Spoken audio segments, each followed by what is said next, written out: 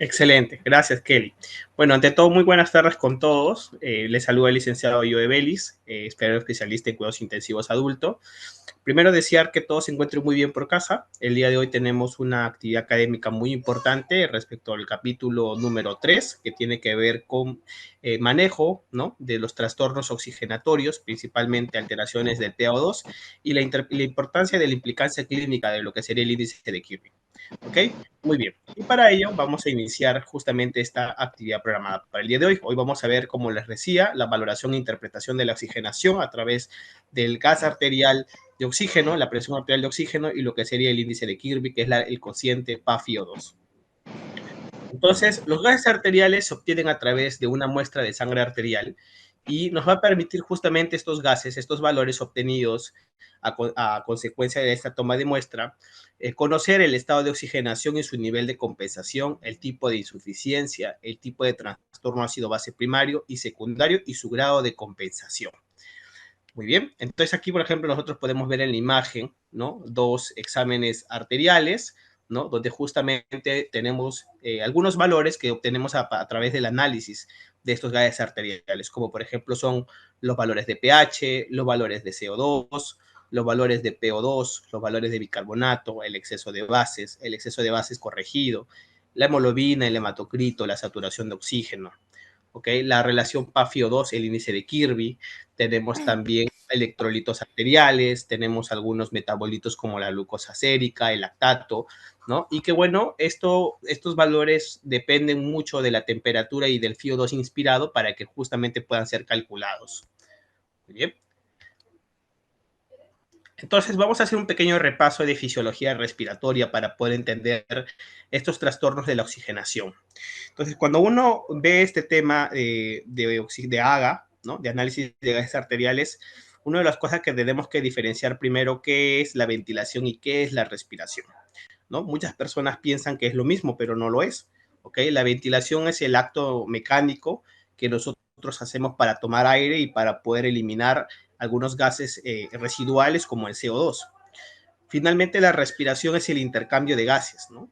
Aquella difusión de gases que ocurren dentro del sistema respiratorio en nuestra unidad funcional llamada alveolo en relación a lo que sería el capilar, ¿no? Esta difusión de gases de presión alveolar y de presión arterial de oxígeno es lo que va a determinar que efectivamente existe una respiración adecuada. Entonces, sin embargo, claro, es claro y es entendible que esta respiración también tiene una implicancia en cuanto a la ventilación, porque si la ventilación no es buena, no va a llegar las concentraciones de oxígeno deseada a esta unidad funcional alveolar y por consecuencia va a haber una mala ventiloperfusión, una mala difusión de gases.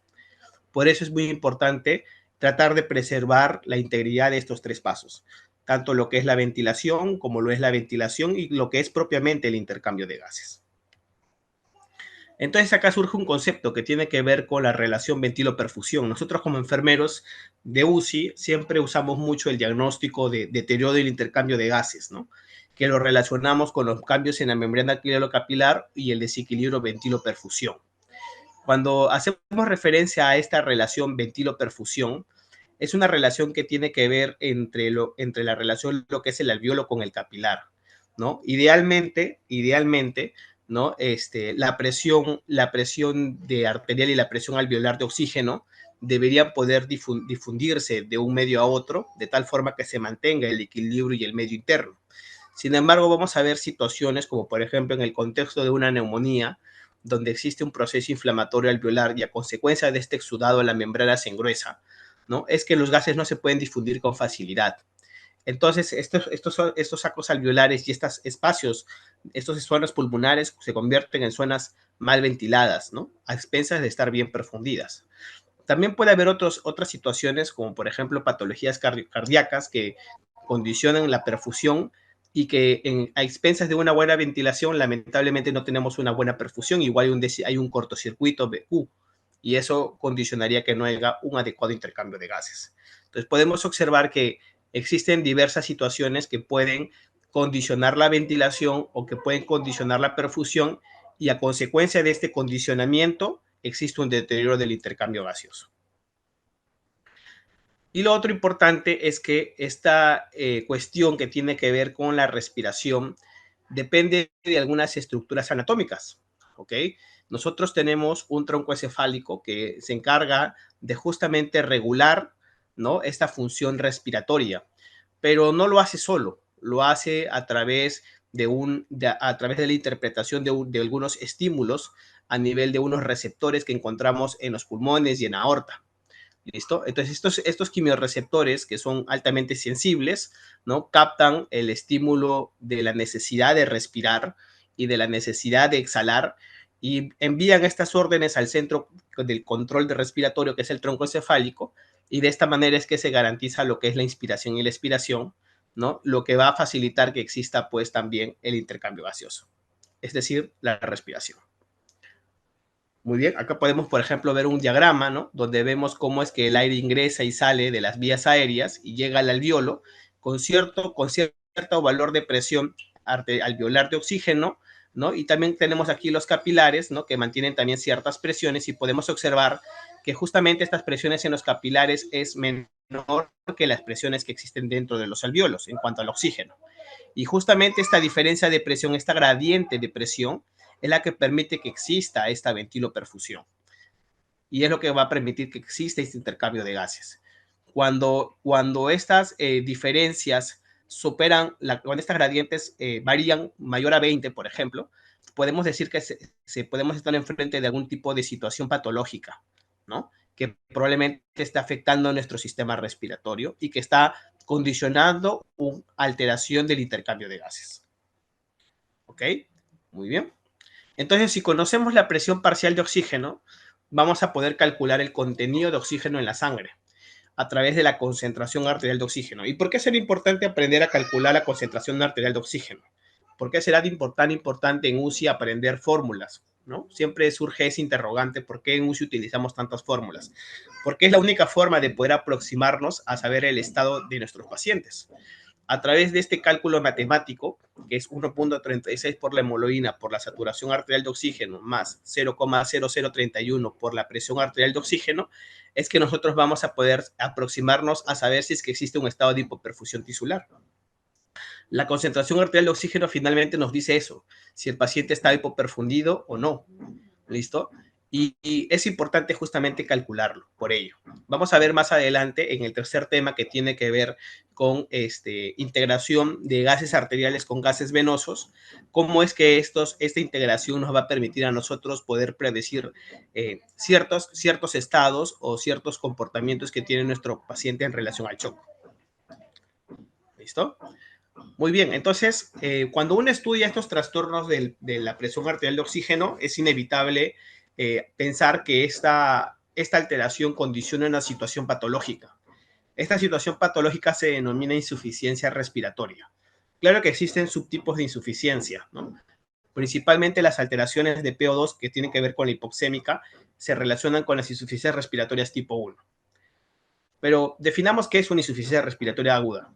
Una insuficiencia respiratoria aguda se define como la incapacidad que tiene el sistema respiratorio para poder cumplir sus funciones básicas de intercambio de gases, ¿no?, de oxígeno y dióxido de carbono entre el aire ambiental y la sangre circulante. Es un síndrome que se caracteriza por hipoxemia, con o hipocapnia o sin ella, cuando el paciente respira a nivel del mar. Cuando la presión de oxígeno está por debajo del límite normal o la PCO2 está por encima de los valores normales, es un paciente que está cursando con un deterioro del intercambio de gases. Es un paciente que está con insuficiencia respiratoria, puede ser tipo 1 o tipo 2, dependiendo qué es lo que está alterado. Si la alteración se da a nivel de la presión arterial de oxígeno, diremos que se trata de una insuficiencia respiratoria hipoxémica tipo 1. Si tenemos una alteración a nivel del CO2, del PCO2 arterial por encima de 45, diremos entonces que estamos frente a una insuficiencia respiratoria tipo 2 y precápnica. Finalmente, el diagnóstico de la insuficiencia respiratoria es laboratorial, es con gases arteriales. Tiene ciertas manifestaciones clínicas. Claro, la hipoxemia tiene manifestaciones neurológicas, tiene manifestaciones cardiovasculares, tiene manifestaciones respiratorias, pero finalmente quien da el diagnóstico de insuficiencia respiratoria es el gas arterial. Por ende, su diagnóstico es laboratorial. Ocurre cuando hay un intercambio de oxígeno y de CO2 inadecuado, decíamos. para llenar o cumplir las necesidades metabólicas, lo cual condiciona una hipoxemia con o sin hipercapnia mencionados. Para su diagnóstico se requiere la medición de los gases sanguíneos y se necesita obtener resultados tangibles de la presión parcial de oxígeno, ¿no?, en sangre arterial y de la presión parcial de CO2 en sangre arterial. En sangre arterial, ¿ok? Muy bien. Ok, ahora, puede darse algunas alteraciones, ¿no? Pueden darse algunas alteraciones que pueden condicionar la hipoxia o que pueden condicionar la hipercapnia. Cualquier factor que disminuya la cantidad de oxígeno que llega a los alvéolos va a afectar lógicamente la ventilación y va a ser una condición que puede llevarnos a la hipoxia. Cuando la cantidad de sangre que llega a la circulación pulmonar no es suficiente, ¿no? Podemos tener problemas de perfusión que condicionen una situación de hipoxia y de hipercapnia. ¿Listo? Cualquier factor que impide la difusión de los gases, o sea, del intercambio de gases, también puede condicionar que existan disminuciones al nivel de la presión arterial de oxígeno y aumento de la presión del arterial de CO2. Entonces, hay 5 mecanismos por los cuales existen estas alteraciones respiratorias. Puede ser por una hipoventilación alveolar o por una hiperventilación alveolar. Puede ser por una limitación a la difusión de los gases, por obstrucción de la vía aérea. Puede ser que exista un cortocircuito derecha-izquierda o un desequilibrio ventilo-perfusión, ¿ok? O que la respiración obtenida del medio ambiente respecto al gas de oxígeno está muy baja, ¿no? ¿Ok? Muy bien, entonces la disminución de la PO2 condiciona un estado de hipoxemia, ¿no? Las alteraciones sistémicas desencadenantes desencadenan respuestas adaptativas que muchas veces no son favorables y condicionan el deterioro clínico de nuestros pacientes. En el esfuerzo de intentar compensar justamente este estado de alteración, la persona comienza a hiperventilar o comienza a hacer mecanismos de vasoconstricción, ¿no?, para intentar preservar su función respiratoria.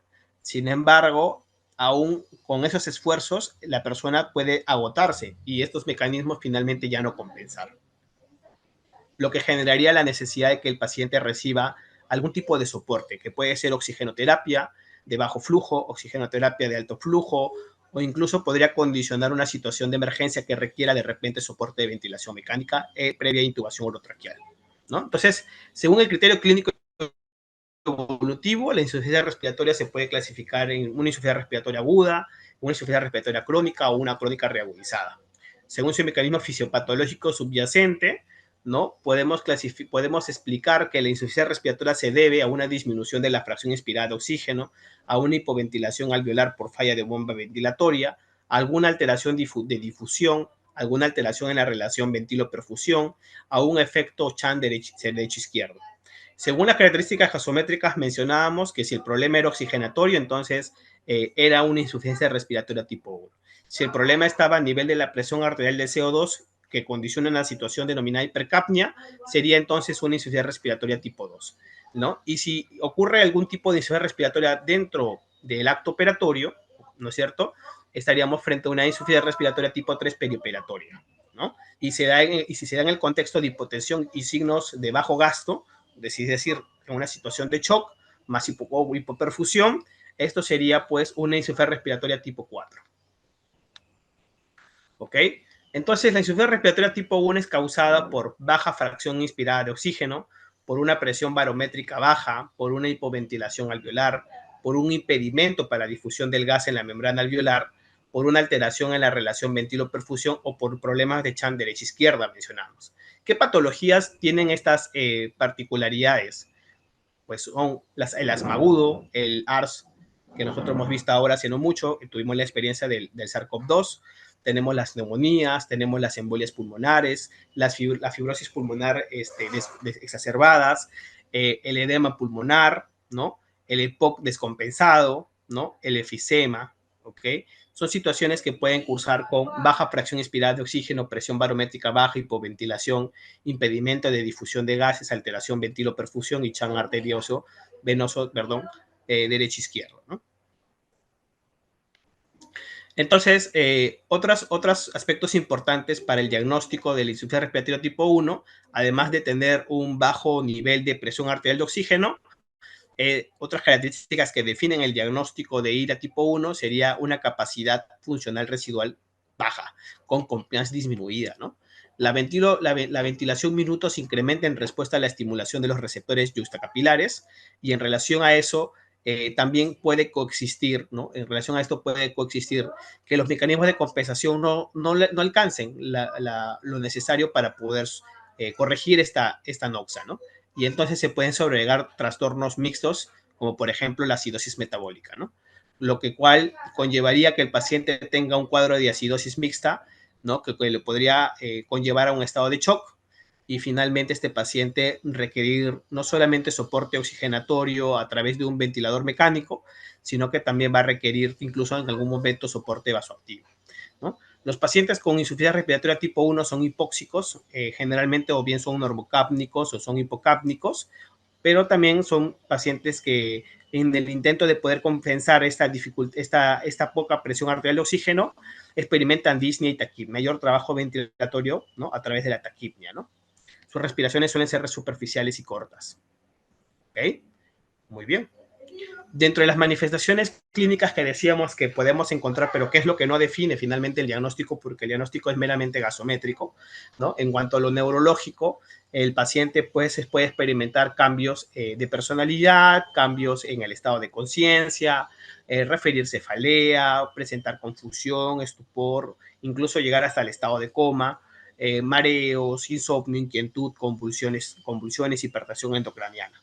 Y en cuanto a lo cardiovascular, pues manifestaciones de la hipoxemia son taquicardia, arritmias cardíacas, hipertensión pulmonar, y en cuanto a lo respiratorio será pues la disnea.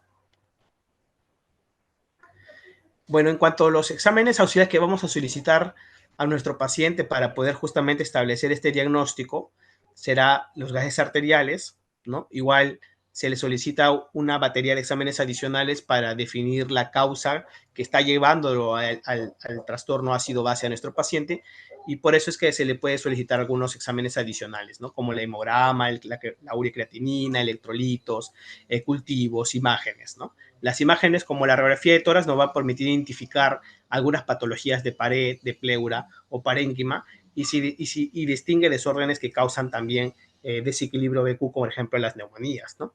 Y en la tomografía de tórax pues, vamos a poder identificar con mayor precisión las patologías descritas por la radiografía de tórax, ¿no? Muy bien. Entonces acá les muestro un libro muy interesante que ya existe hace bastante tiempo, data del año 2015. Es un libro de autoría del doctor Carlos Lescano Albas, un médico intensivista peruano, nuestro máximo representante actualmente en cuanto a lo que es medicina crítica. Y él, bueno, cuando elaboró este libro sobre gases arteriales, compartió muchas cosas interesantes que nos va a servir para poder desarrollar esta clase, ¿sí? Entonces, por ejemplo, el punto número uno importante en la interpretación de los gases sanguíneos es la importancia de determinar el grado de oxemia del paciente, ¿no? Entonces, cuando nosotros analizamos un resultado de gases arteriales y analizamos la saturación de oxígeno y analizamos la presión arterial de oxígeno, lo que vamos a encontrar aquí es tres escenarios posibles. El primer escenario sería que el paciente esté normoxémico, ¿ok? O sea, que no tengan ninguna alteración en cuanto a sus valores de saturación y de presión arterial de oxígeno, o de repente podemos encontrar algún estado de hipoxemia, ¿no? Cuando los gases están por debajo de sus valores normales, o podemos encontrar un estado de hiperoxemia, ¿no? Cuando los valores están por encima de sus límites superiores normales. El grado de oxemia de un paciente está en función de la presión arterial de oxígeno en sangre arterial, y por lo tanto, al referirse a hipoxemia, no deberíamos utilizar el término hipoxia, ya que este último se define o se refiere a la disponibilidad de oxígeno a nivel tisular. Y para poder hablar de hipoxia, tendríamos que hacer el cálculo de la concentración arterial de oxígeno, que les mostré en líneas adelantes, ¿no? En diapositivas adelantes, les mostré cómo es esto, cómo es la fórmula para poder calcular la concentración arterial de oxígeno. Lo que sí podemos determinar a partir de la presión parcial de la presión arterial de oxígeno en el AGA y de la saturación es que vamos a poder decir cómo está la oxemia de nuestros pacientes. ¿Ok? Entonces acá tenemos el grado de oxemia según la PaO2, según la saturación de oxígeno y el índice de Kirby, ¿no? Si nuestro paciente, pues, tiene valores de PaO2 entre 80 y 100, que son los valores normales, diremos que su grado de oxemia es normal. Si la saturación de oxígeno está por encima de 95%, que es el valor normal, diremos diciendo que es normal. Y si el índice de Kirby, PaFiO2, está entre valores de 350 o 400 a 500, diremos que nuestro paciente también se encuentra con un grado de oxemia normal. Pero si nuestro paciente, por el contrario, tiene valores de PaO2 mayor a 100, ¿ok? Sin apoyo de oxígeno al medio ambiente, ¿no es cierto? O de repente con apoyo de oxígeno, ¿ya? A un determinado FiO2 y sale de estos límites, ¿no? Podremos decir que nuestro paciente está frente a una situación de hiperoxemia. Cuando está por debajo de 80, comenzamos a hablar de hipoxemia, ¿no? 60-80 es una hipoxemia leve. De 40 a 60 es una hipoxemia moderada. Y cuando la presión arterial de oxígeno está por debajo de 40, decimos que estamos hablando de una hipoxemia severa. Y acá hay un dato interesante. Se dice que una saturación de oxígeno igual a 90% es equivalente a decir que el paciente tendría una presión arterial de oxígeno de 60. Entonces, cualquier paciente con saturación de 90% tiene un equivalente a PaO2 de 60 y por ende, esto nos haría ver que nuestro paciente está cursando con un grado de hipoxemia moderada. Y en cuanto a los niveles de PaFiO2, en lo que respecta a una hipoxemia leve, es aquel paciente que mantiene un índice de Kirby de 300 a 400. Una hipoxemia moderada es aquel que mantiene un índice de Kirby de 200 a menos 300. Y la hipoxemia severa se define como aquel paciente que tenga un índice de Kirby menor a 200. ¿Ok? Muy bien. Entonces, nuestro paciente está respirando oxígeno ambiental. Se gradúa el nivel de oxemia en función de la presión arterial de oxígeno, aunque también se puede emplear la saturación de oxígeno. Los valores presentados corresponden a pacientes que se encuentran a 0 metros sobre el nivel del mar, pero los pacientes que viven en altura se deben tener en cuenta los valores normales de los gases a diferentes niveles de altitud. Tanto la hipoxemia como la hiperoxemia se relacionan con mayor morbilidad y mortalidad en los pacientes. Los pacientes que están respirando con oxígeno suplementario, es decir, aquellos que tengan una FiO2 inspirada mayor a 0.21 o mayor a 21%, se debe realizar el cálculo de la fracción entre la presión arterial de oxígeno y la FiO2, índice conocido comúnmente como PAFI, que es el índice de Kirby. El índice de oxigenación PaFiO2 se ve influenciado por el nivel de FiO y por el nivel de presión positiva al final de la expiración, por lo que para una interpretación más adecuada debería tenerse en cuenta la modificación de estos valores, puesto que el incremento de la FiO2 o del PIB puede ocasionar que este paciente sea categorizado en un grado de severidad de hipoxemia mayor o menor respectivamente. Cuando se administra oxígeno suplementario, sin o con ventilación mecánica no invasiva o invasiva, se sugiere emplear los términos sobrecorregida, corregida, parcialmente corregida o no corregida, según los siguientes criterios. Hablamos de una hipoxemia sobrecorregida si se consiguió tener un valor supranormal de la presión arterial de oxígeno mayor a 100. Hablamos de una hipoxemia corregida si se consiguió tener un valor normal de la presión arterial de oxígeno entre 80 y 100. Hablamos de una hipoxemia parcialmente corregida si se consiguió incrementar el valor de la presión arterial de oxígeno, pero no alcanza valores normales. Por ejemplo, nuestro paciente ingresa con un PO2, una presión arterial de oxígeno a la emergencia de 50 y con el oxígeno suplementario logró mejorar a 55 o 60, supongamos. Este no ha alcanzado a ser valores de 80 a 100. Ha mejorado significativamente, ya no está el trabajo ventilatorio ya no está tan aumentado, pero igual este paciente tiene un grado de hipoxemia, pero que está parcialmente corregida. En algún momento podría alcanzar ser corregida o podría sencillamente no corregirse y entrar en refractariedad, ¿no? ¿Cuándo se habla de una hipoxemia no corregida o refractaria? Aquella que no se puede incrementar la presión arterial de oxígeno a pesar del oxígeno suplementario. Entonces, no se olviden, la hipoxemia no solamente se va a clasificar como leve, moderada o severa, ¿listo? Como lo vimos en el cuadro anterior, ¿listo? Sino que además tenemos que desmencionar si esta hipoxemia está corregida, ¿no? O está parcialmente corregida, o sencillamente no está corregida, o está refractaria, ¿ok? No se olviden, está corregida, está sobrecorregida, o está parcialmente corregida, o sencillamente no está corregida o está refractaria. Sobrecorregida, corregida, parcialmente corregida, no corregida o refractaria. ¿ok? Y entonces acá tenemos un cuadro, ¿no? Que nos muestra los valores normales de los gases sanguíneos a los diferentes niveles de altitud sobre el nivel del mar, ¿no?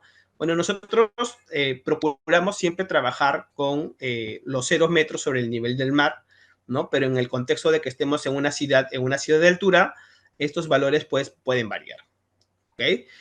En cuanto a los índices de oxigenación, aquí pues se destaca el cociente FAB-CO2, el índice de Kirby, que lo hemos mencionado anteriormente, y también aquí se destaca lo que es la gradiente alveolo arterial de oxígeno. Se calcula a partir de los datos del análisis de gases arteriales considerando la FiO2 y la presión atmosférica.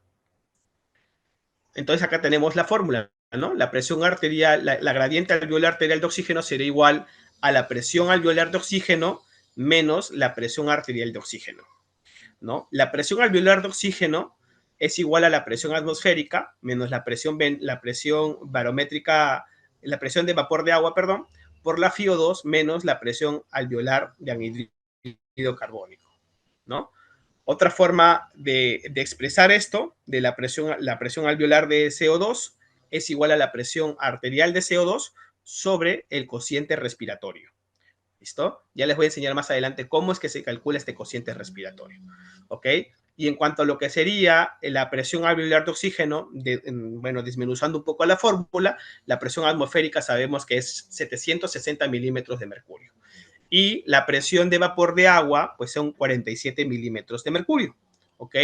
Esto lo vamos a multiplicar por nuestro FiO2 y le vamos a restar nuestra presión arterial de CO2 sobre nuestro cociente respiratorio, que como factor constante en esta fórmula vamos a utilizar el valor normal mínimo inferior, que sería 0.8.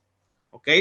Muy bien. Y bueno, esto va a resultar finalmente que nuestro paciente pues mantenga los siguientes valores, ¿no? La gradiente alveolar arterial va a ser igual a 713 por FiO2 menos la presión arterial de CO2 entre 0.8 más la presión arterial de oxígeno. Los valores normales de la gradiente alveolar arterial es que estén por debajo de 10, mencionábamos. Se considera patológica cuando la gradiente es mayor a 20.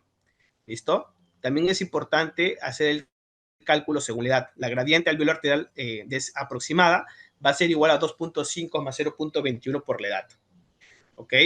Y en cuanto al cociente arterial alveolar, que es otro índice oxigenatorio, el cociente alveolar arterial de oxígeno está menos influenciado por la FiO2 que la gradiente alveolar arterial y se calcula de la siguiente manera, ¿no? El cociente alveolar arterial va a ser igual a la presión arterial de oxígeno entre la presión alveolar de oxígeno. Es decir, va a ser igual a la presión arterial de oxígeno sobre 713 por FiO2 menos la presión arterial de CO2 entre 0.8 más la presión arterial de oxígeno, que en este caso lo consideramos que está a 0 metros sobre el nivel del mar. ¿Okay? Muy bien.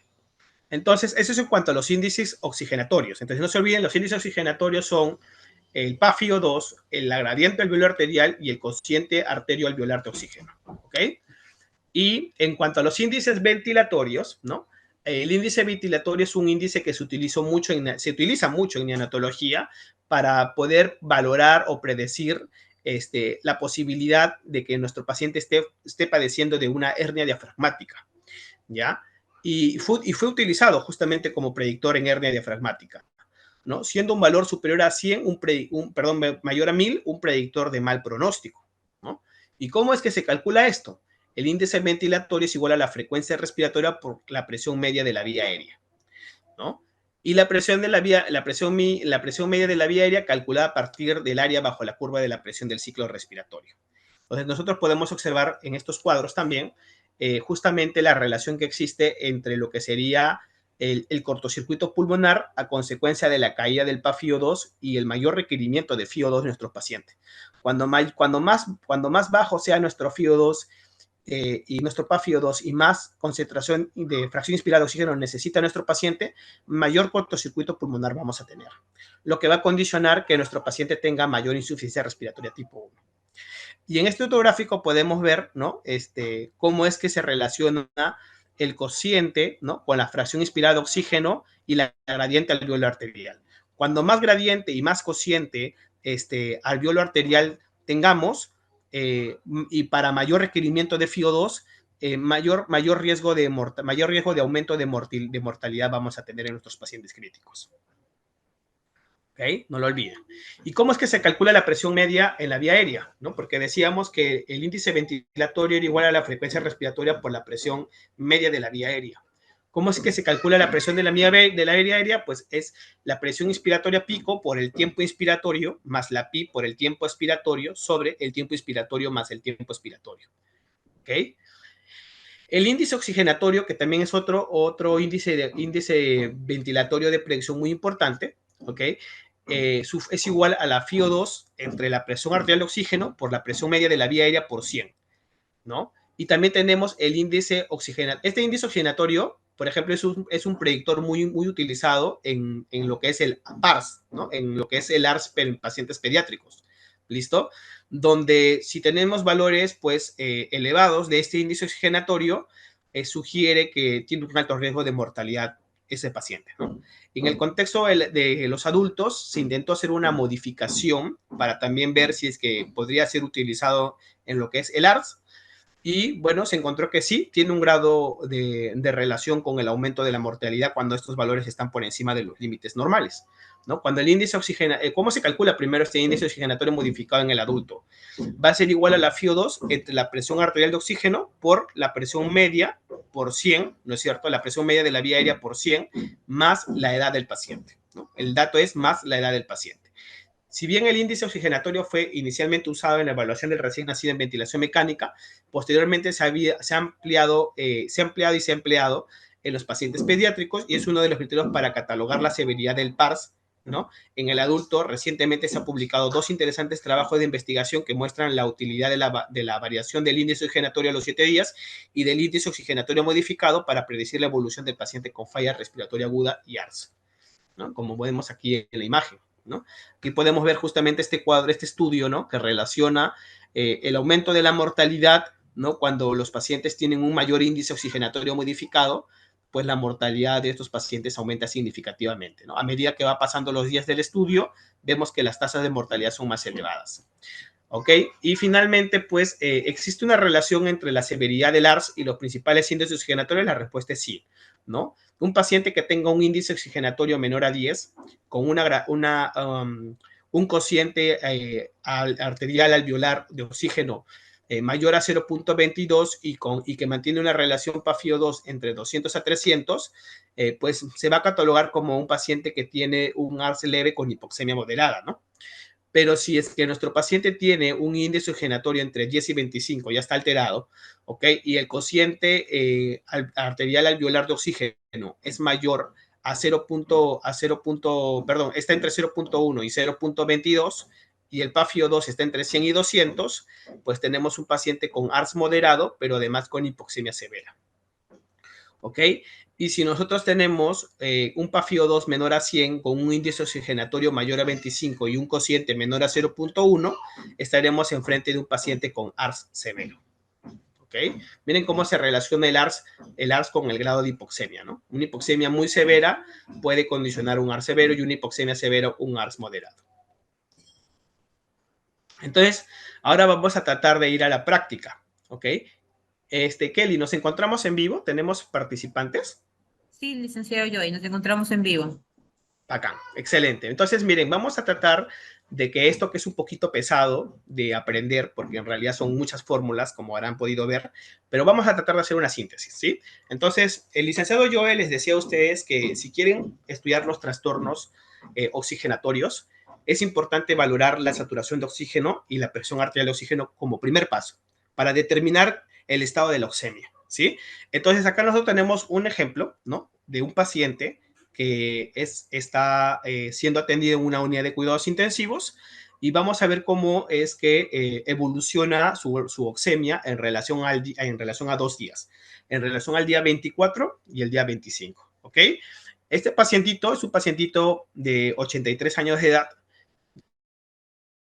que ingresó a la unidad de cuidados intensivos por una neumonía adquirida en la comunidad grave, que le produjo obviamente un estado de insuficiencia respiratoria, pero que estando en la UCI, este mismo proceso infeccioso respiratorio condicionó un estado de shock distributivo, de punto de partida respiratorio. ¿Ok? Entonces, ese paciente actualmente está en ventilación mecánica, ¿ok?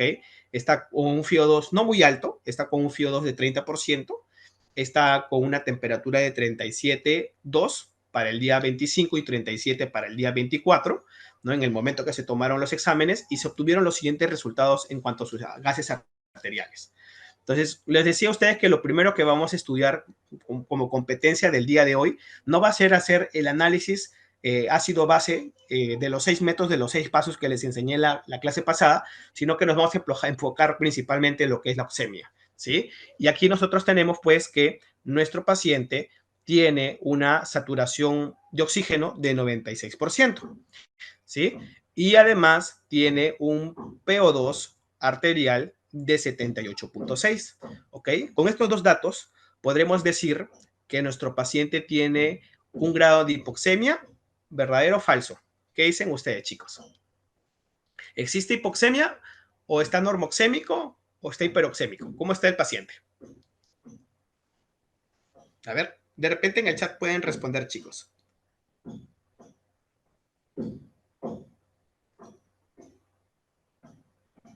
¿Les escucho, chicos?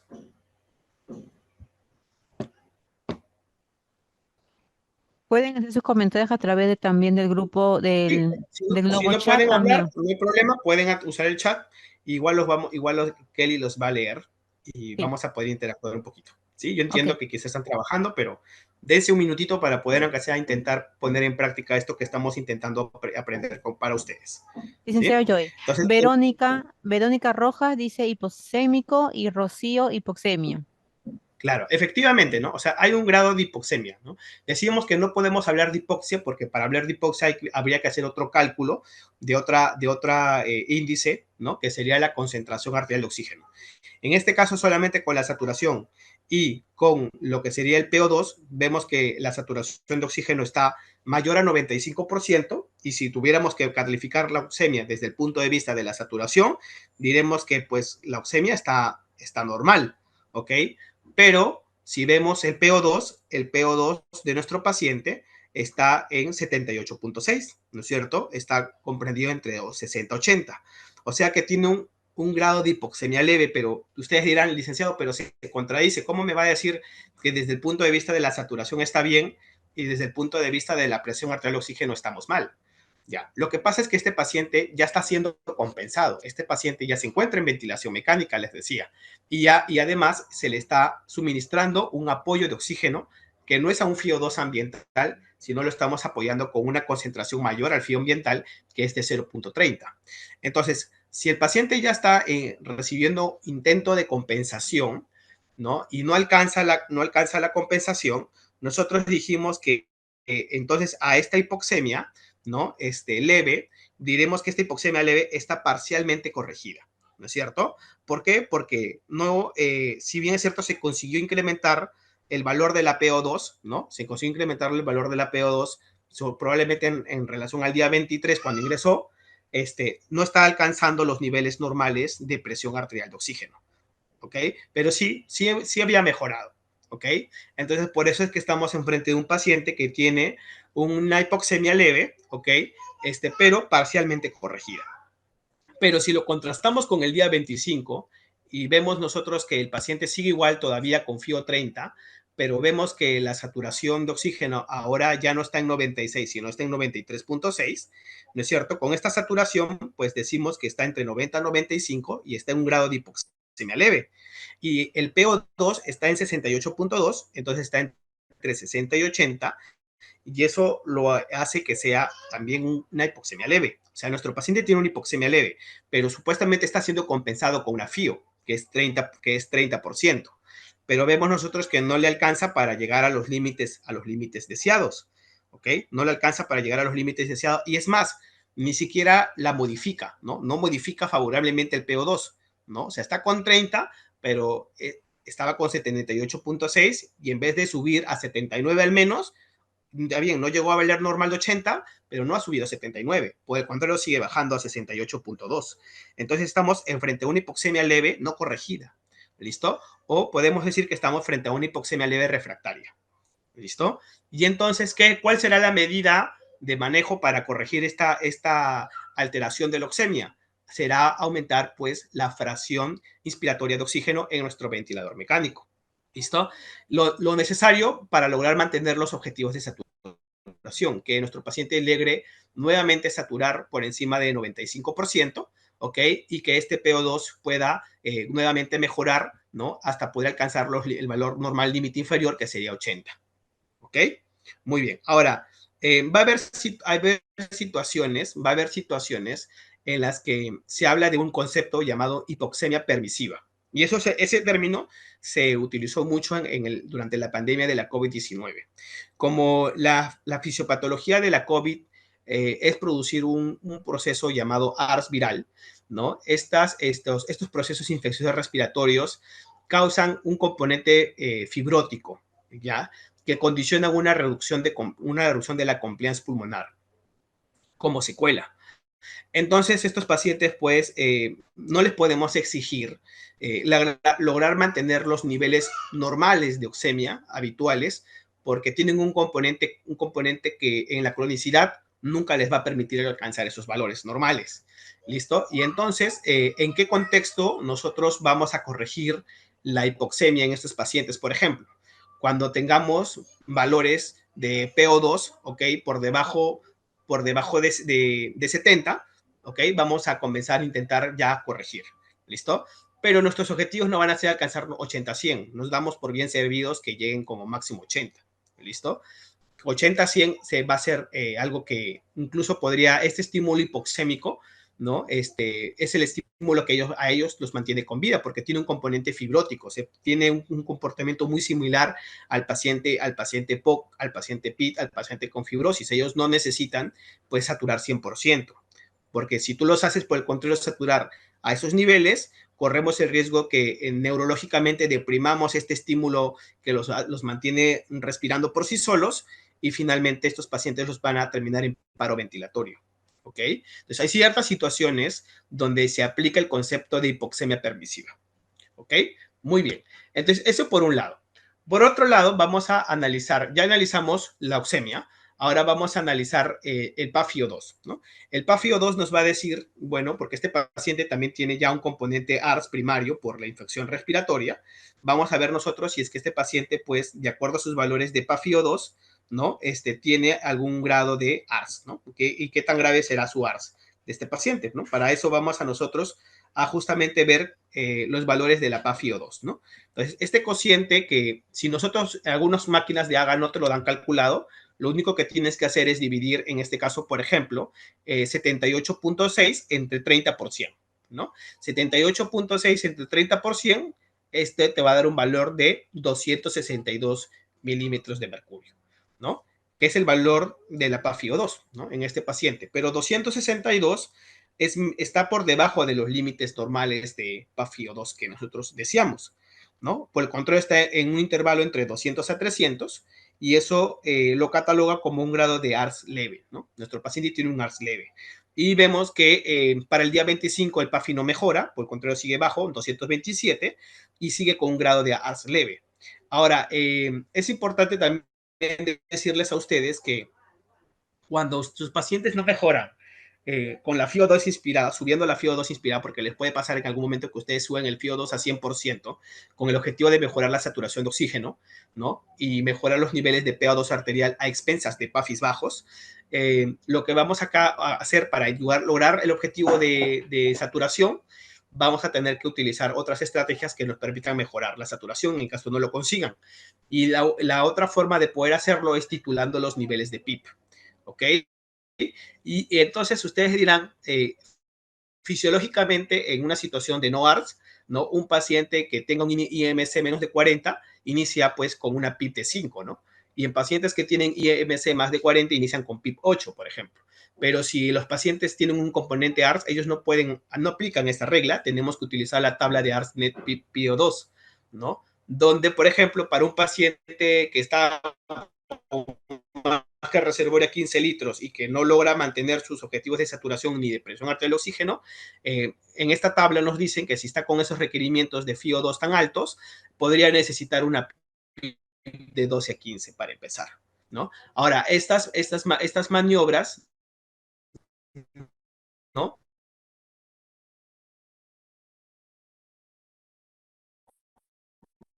de prendimiento alveolar no es una opción muy dable, porque por el contrario, las presiones positivas al final de la respiración tan altas tienen repercusiones sobre el estado hemodinámico muy severas, ¿no? Que condicionan fallas de ventrículo derecho. Entonces, por esa razón, es que se sugiere como una nueva estrategia, la estrategia de la pronación, ¿no?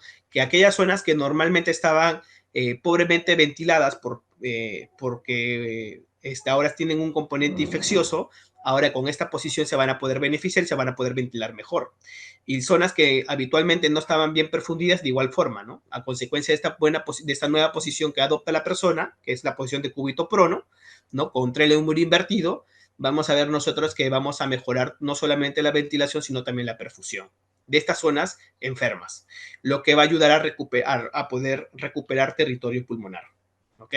Muy bien. Entonces, para eso es importante estos gases arteriales. Ya vimos, entonces analizamos la oxemia, ya pudimos determinar el tipo de ARS que tiene nuestro paciente basado en el índice de Kirby. Y también ahora vamos a poder analizar los otros índices, como son los índices de oxigenación y los índices de ventilación, ¿no? En los índices de oxigenación tenemos el PaFiO2, pero no es el único, también está la gradiente alveolar arterial de oxígeno, ¿no?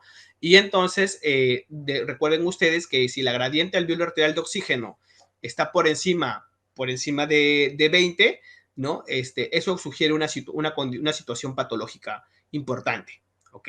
Y si está por valores menores a 10, pues eso no sugiere nada, solamente es una situación normal, ¿ok? Y en cuanto al cociente, ¿no? En cuanto al cociente, el cociente va a sugerir una situación patológica severa cuando el cociente está por debajo de 0.1 o cuando el cociente está entre 0.1 o 0.22, ¿no? Cuando está por encima de 0.22 puede sugerir una condición leve o sencillamente sugerir que todo está bien, ¿ok? Muy bien. Eso. Y ahora, eso es en cuanto a los índices de oxigenación. Y en cuanto a los índices ventilatorios, ¿no? Teníamos aquí el cociente respiratorio, ¿no? Pero para poder calcular el cociente respiratorio, podemos utilizar tres fórmulas, ¿ok? Podemos llegar a utilizar tres fórmulas que les voy a mostrar más adelante cuando hagamos conjugación de gases venosos con arteriales, ¿ya? Ahí vamos a ver ustedes cómo es que se calcula el cociente respiratorio. Ahorita no lo quiero hacer porque probablemente los voy a enredar con mucha fórmula y no es mi objetivo hacer eso. Mi objetivo es que dentro de lo complejo encontremos lo simple para poder aprender. Y lo simple es analizar la oxemia, ¿ok? Recordar que tenemos índices de oxigenación y que tenemos índices de ventilación, índices de oxigenación como el índice de Kirby, tenemos índices de oxigenación como la gradiente alveolar arterial, el cociente arterial alveolar de oxígeno, ¿ok? Y índices ventilatorios como es el cociente respiratorio, ¿ok? Y entonces estos aspectos son importantes para poder aprender, ¿no? El índice oxidatorio modificado en el adulto, ¿no? Porque el índice oxigenatorio y el cociente respiratorio eran utilizados en el área neonatal, ¿no? Nosotros vimos que, por ejemplo, el cociente respiratorio se utiliza para predecir, decíamos, lo que eran las hernias diafragmáticas. Y el índice oxigenatorio servía para predecir la severidad del PARS, ¿no? Pero que desde el año 2016-2017 se comenzaron a hacer dos estudios grandes donde se trabajó lo que era el índice oxigenatorio modificado en el adulto y encontramos que sí, ¿no? Cuando este índice oxigenatorio está muy alto, muy aumentado, pues tiene un grado de relación con el aumento de la mortalidad en los pacientes adultos, ¿no? Cuando este índice oxigenatorio está mayor a 25, se asocia a mucha mortalidad, ¿no?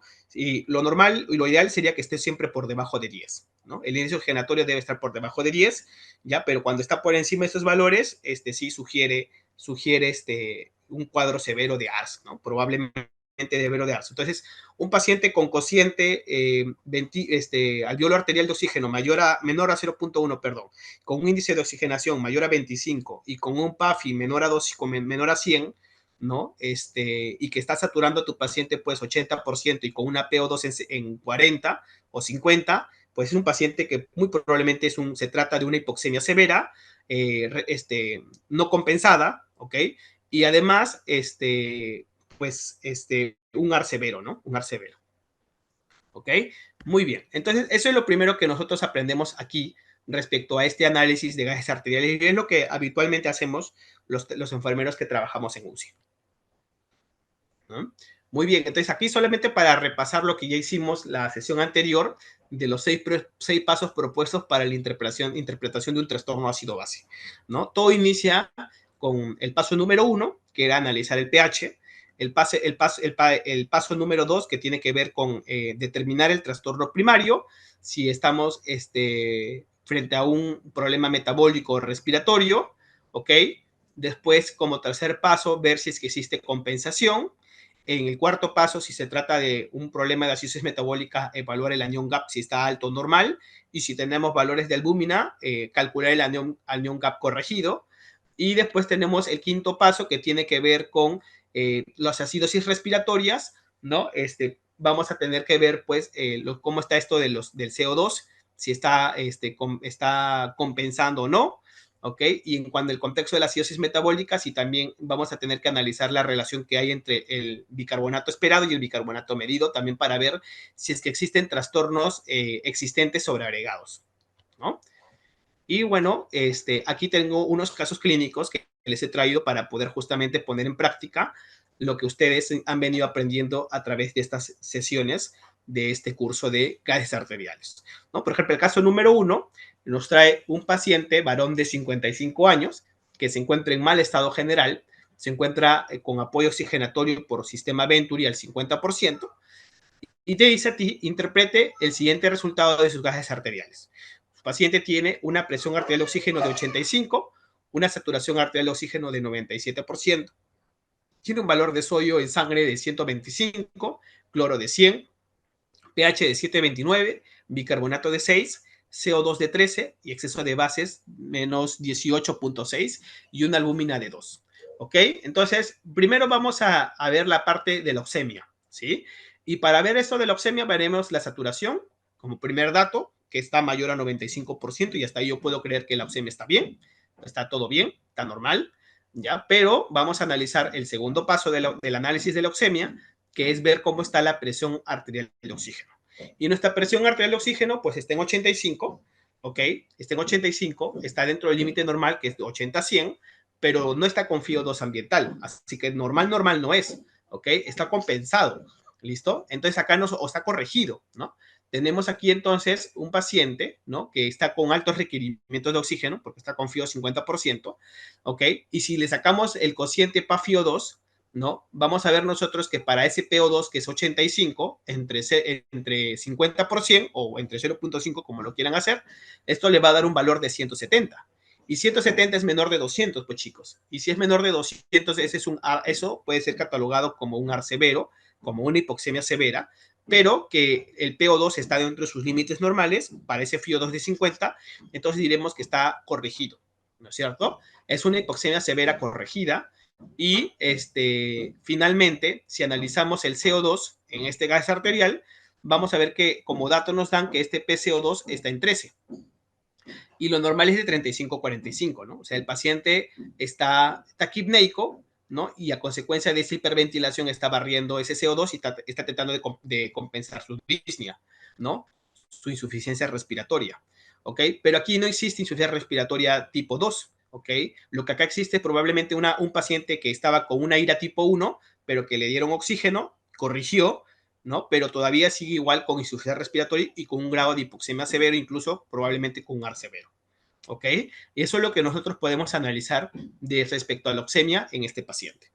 Respecto al trastorno ácido-base, si queremos ya tratar de integrar lo que hemos venido aprendiendo en sesiones anteriores, ¿no? Por ejemplo, el primer paso número 1 de los 6 pasos sería analizar el pH, ¿no? El pH me va a decir cómo está el paciente con su trastorno primario. ¿Está con acidemia o está con alcalemia? Después veremos el trastorno secundario, si es respiratorio o si es metabólico. Posteriormente veremos si está compensado o no está compensado. Y entonces, o si probablemente tiene algún otro trastorno sobreagregado. Entonces, acá el pH está en 7,29, es menos de 7,35, o sea, hay una acidemia, y esta acidemia puede tener dos caminos, o es por una acidosis respiratoria o es por una acidosis metabólica. En este ejemplo, el bicarbonato de nuestro paciente está en 6, ¿ok? El bicarbonato de nuestro paciente está en 6, está muy bajo, está por debajo de 22. Entonces, estamos frente a una franca acidemia por acidosis metabólica, ¿ok? El tercer paso será ver si es que este CO2 medido en relación al esperado compensa este trastorno metabólico. Y aquí vamos a encontrar nosotros que nuestro PCO2 esperado, ¿no es cierto? Haciendo el cálculo, que es 1.5 por el PCO2 medido, más 8, más menos 2, me va a salir 15 a 19, ¿no? Y 15 a 19, pues es diferente a 13, ¿no? Entonces no es igual al medido. Y como no es igual al medido, entonces corremos la posibilidad de que este paciente pues esté teniendo un trastorno sobreagregado y no está compensando. En este caso se le está sobreagregando una alcalosis respiratoria.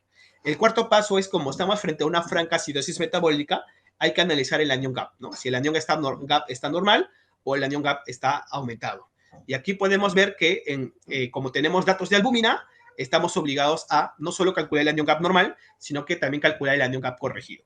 Y cuando vemos el anion gap corregido, 19 más 2.5 por 4, perdón, por 4 menos 2, que sería 2, 2 por 2.5 serían 5, 5 más 19 me va a dar 24, ¿no? Aquí yo voy a encontrar, pues, en relación al anion gap calculado sin albúmina, que es 120, es el sodio menos el cloro más el bicarbonato.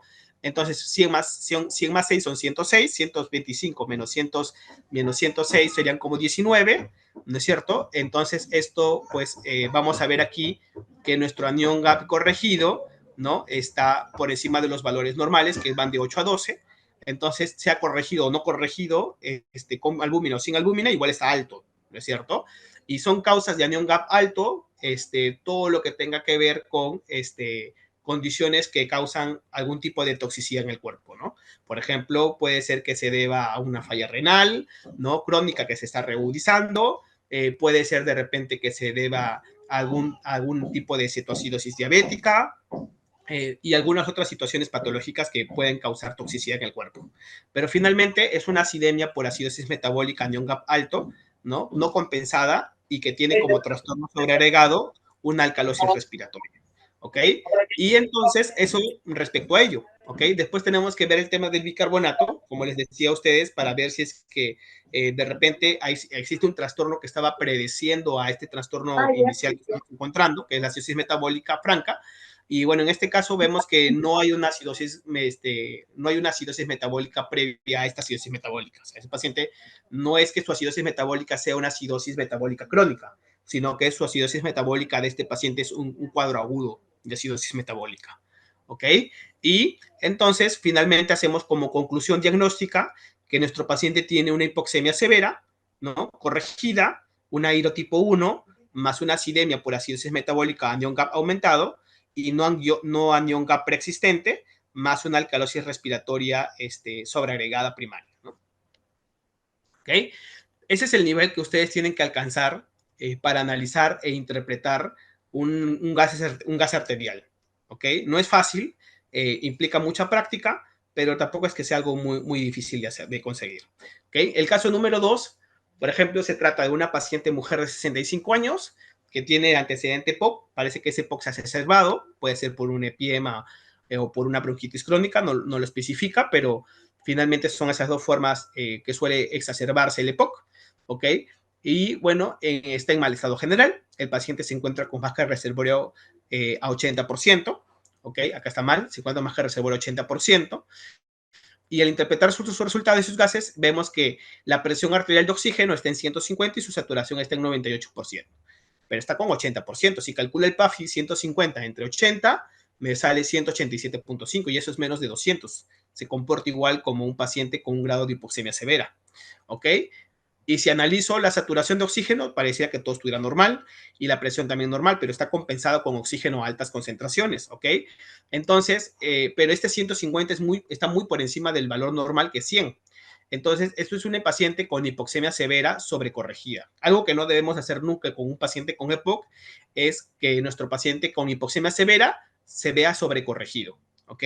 No puede estar sobrecorregido, porque estos estímulos hipóxicos, ¿no? Deprimen el centro respiratorio, ¿ok? Y por el contrario, en vez de hacer que este paciente pues pueda recuperarse, pues puede deteriorarlo mucho más. ¿Por qué? Porque el paciente se va a acostumbrar al oxígeno y ya no va a querer, se va a volver oxígeno dependiente de por vida, ¿no? Que es lo que nosotros muchas veces tratamos de evitar en nuestros pacientes EPOC, ¿ok? Y bueno, en cuanto al tema del CO2, bueno, el CO2 en este paciente está en 22, está por debajo de lo normal, o sea, no existe una insuficiencia respiratoria tipo 2 como tal, no hay una, acá no hay una hipercapnia, pero lo que sí existe es una insuficiencia respiratoria tipo 1 con hipoxemia severa sobrecorregida, ¿no? ¿Ok?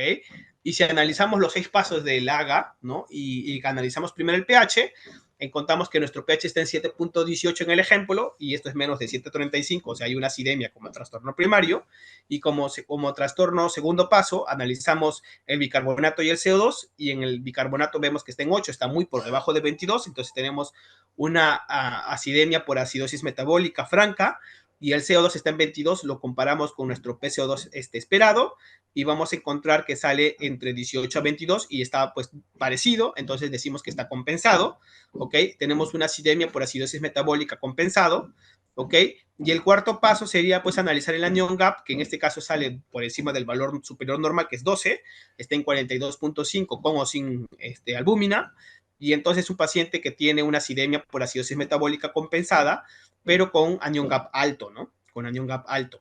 Y en el quinto paso, ¿no? En el quinto paso, pues vemos el bicarbonato corregido, y vamos a ver el delta del bicarbonato, y vamos a encontrar aquí, pues, que este bicarbonato corregido es mayor que el bicarbonato medido, ¿no es cierto? Que estaba en 6. Entonces, esto nos dice a nosotros que existe un trastorno sobreagregado preexistente, que en este caso se trataría de una alcalosis metabólica preexistente, ¿ok? Y bueno, entonces con todo esto y con este exceso de bases que también está en menos 18.3, lo cual nos dice que también le faltan fluidos, y adicionalmente nos dice a nosotros que tenemos ahí un problema también algo crónico, ¿ok? Entonces encontramos que nuestro paciente queda como conclusión diagnóstica que tiene una hipoxemia severa sobrecorregida, ¿no? Más una acidemia por acidosis metabólica de un GAP aumentado, y alcalosis metabólica sobreagregada preexistente, sin trastorno respiratorio agregado, ¿no? Muy bien. Y así vamos a ver nosotros los otros ejemplos, que ya los voy a dejar a ustedes para que lo puedan practicar en casa. Son 5 ejercicios que justamente les he traído y les he dejado desarrollados para que ustedes lo puedan revisar en aras del tiempo para no quedarnos cortos. Vamos a pasar a la siguiente sesión. Hasta aquí, ¿habrá alguna pregunta que quisieran realizarme, Kelly, de repente de parte de los participantes en el chat? Sí. Bien, entonces si hay consultas, por favor, pueden hacerlo en el botón del chat o también voy a activar los micrófonos para que puedan ustedes reactivar por ustedes mismos y hacer sus consultas.